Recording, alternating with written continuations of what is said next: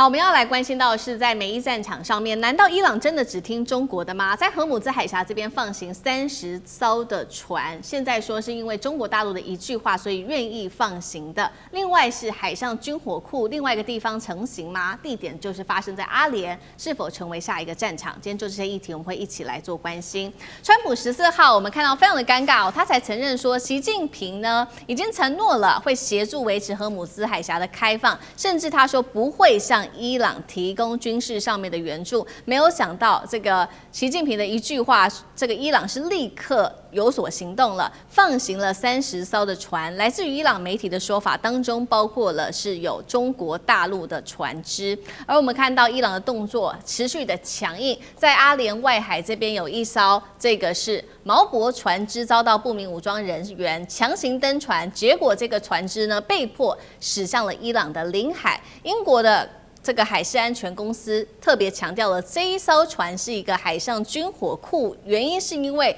里面疑似载有大量的军火跟这一些非常敏感的物资。我们看到川普的态度，一方面他不断的强调这一场战争还没有结束，一方面又说已经摧毁了90%伊朗的水雷库存，甚至伊朗完全不理川普，持续的针对在阿联这边的外海进行军事上面的行动。那将军怎么解读？美国中央司令部这个司令在吹牛了哈，而且是根本就不可能的事情。他说已经摧毁了8000枚的水雷哈，90%。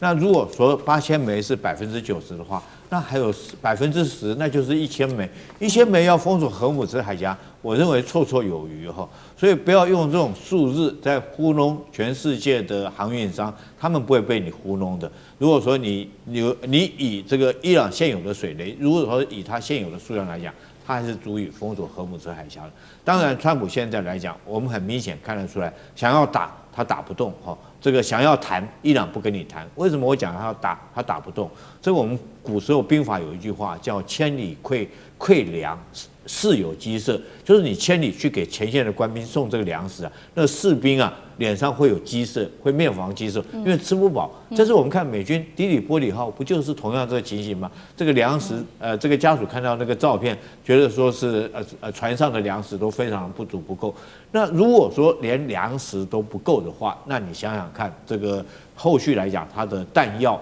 它的油料啊，或甚至于它这些武器装备的后勤补给，都是非常庞大的一个负担了哈。所以我认为在这状况之下，川普可能打不动。那现在很遗憾的，伊朗现在好像他知道自己居于有利的战略态势，是有利的地位，他不跟你谈。那现在川普怎么办呢？我觉得他面临尴尬的局面，他只能用嘴巴上面喊他赢了，可是事实上他可能，我觉得这场战争他可能没有能力打下去，因为美军长期作战来都是如此，他去打那种弱小国家这个很快可以结束战争，速战速决他做得到，但是一旦这战争陷于长期化消耗战的话，他立刻就这个兵疲马尽，就已经没有能力再打下去。我们远的不讲，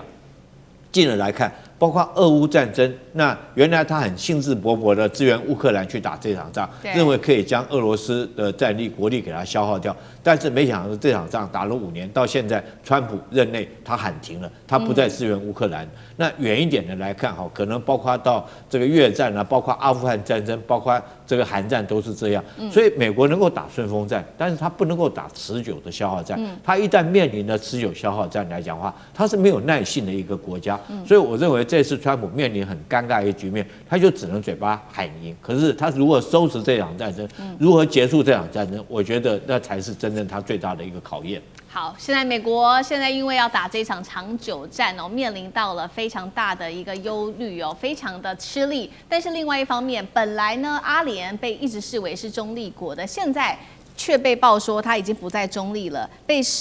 伊朗视为他是介入战争，而且深度参与美以阵营的。所以接下来呢，有可能会对阿联来有所行动吗？等一下我们会来做解读。连以色列总理纳坦雅胡最新他都说，在这一场战事期间，曾经秘密的他有去访问过这个阿联。那再来看到的是美国的中央司令部的司令，这位是库珀，向国会提交报告的时候，他说：“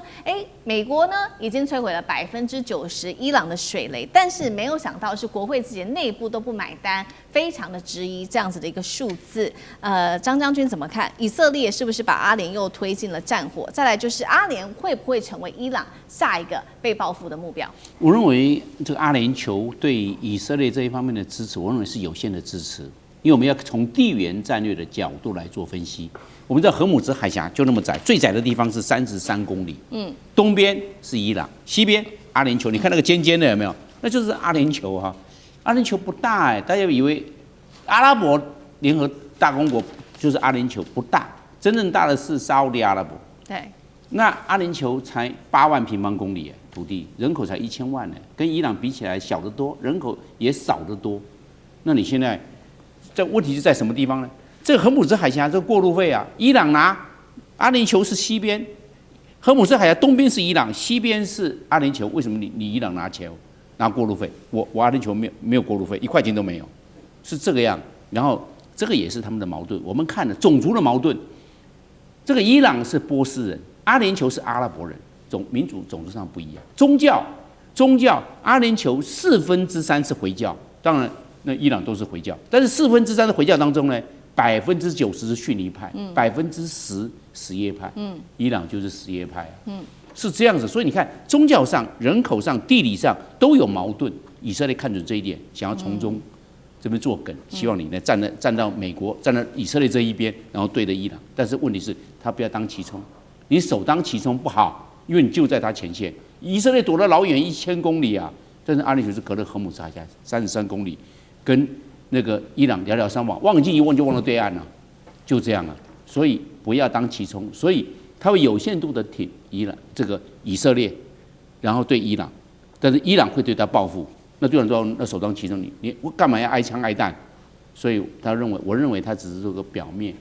那美国或以色列对阿联酋给的压力大，他稍微就支持多一些。没有的时候，尽量不要支持，不要因其锋作为这个对抗伊朗的前锋部队。所以我认为阿联酋只是有限度的，靠以色列而已。好，那另外一方面，我们来持续关心那荷姆兹海峡的问题呢，就是长期封锁了这么久，现在是因为中国大陆的一句话，所以30艘船只就可以通行了吗？那像这个又怎么看？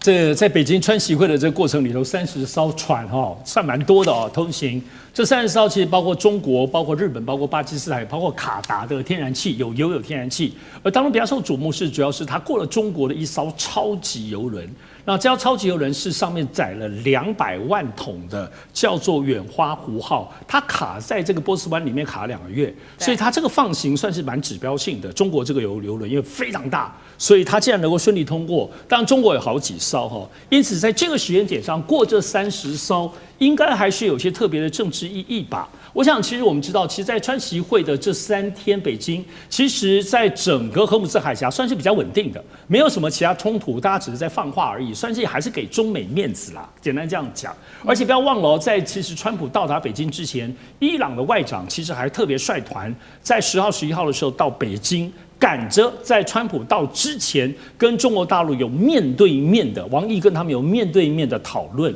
所以我想其实这也不意外，这里头也不是什么秘密交易。我们要知道，其实无论在这一次的伊朗战争之前，或者在打战之后，中国大陆一直是伊朗非常非常重要的。我们不要讲说这个什么军事武器的援助，主要它的民生经济各方面透过中伊铁路运送来，其实基本上整个民生能够再继续，都是靠中国的力量。说中国是伊朗活下去的这个主心干，其实基本上是不意外的。而且我们也注意到了，其实，在伊朗，其实就是在川习会的前2天的时候，突然伊朗的这个外交部长其实有特别提到，就突然说，其实现在眼前对伊朗来讲，结束战争是他们现在最重要的目标，而且里头也提到说，那么对于这个核浓缩铀的部分问题，希望能够妥善处理。其实你如果就过去来讲的很狰狞的伊朗方面绝不退让，其实你还是听到一些和缓的说法，无论这是不是真心的。所以我想，其实现在我们来看，无论是不是看中国的面子，但至少以伊朗真正的打下到现在，我们认为说，如果美国能够退兵美国从波湾离开，对伊朗也可以喘口气，因为伊朗自始至终敌人就只有单独以色列，以色列就藏在美国后面。如果在战略上美国可以退到一个地步，伊朗一方面可以养精蓄锐，在准备各式各样的准备，而他后面的真正对手，单单如果就以色列来讲，其实是好对付多了。所以现在要如何缩短或转进他整个伊朗整个面对于美国跟包括以色列整体的战略，我认为这也许不见得不是伊朗下一个阶段要分解他这个战略目标的这个努力方向。好，谢谢尚志哥。那我们休息一下，马上回来。地缘政